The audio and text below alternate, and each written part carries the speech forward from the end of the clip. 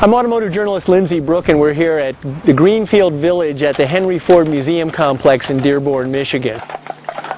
And this is very close to where Henry Ford really started his enterprise. The neat thing about Greenfield Village is it operates the world's biggest fleet of operating Model T Fords. 15 cars at any given day are circulating around the village, hauling passengers, hauling cargo, and performing in many ways like they did 100 years ago. This September, the Model T celebrates its centennial anniversary, 100 years since the car was first introduced by Henry Ford. Perhaps the greatest physical distinction of the Model T Ford versus cars of today is its crank starting system.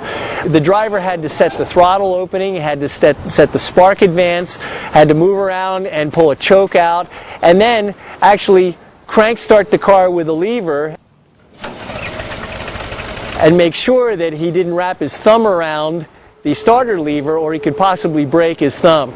In today's cars, you get in the car, sometimes you just push a button to start the car and it starts. It starts in any weather. It was very different back in the Model T's day.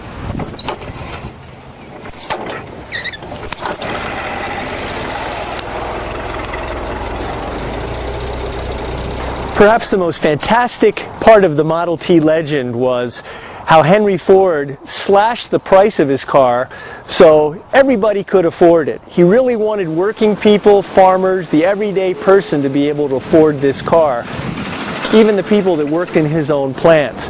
And so from late 1908, when the car was introduced, it cost about $850. By the early 1920s, the price had been slashed almost 70% to $260. What a value. This is why, during that period, virtually half of the cars on the road worldwide were Model T Fords. The Model T Ford was light years ahead of every car of its period when it was introduced in 1908.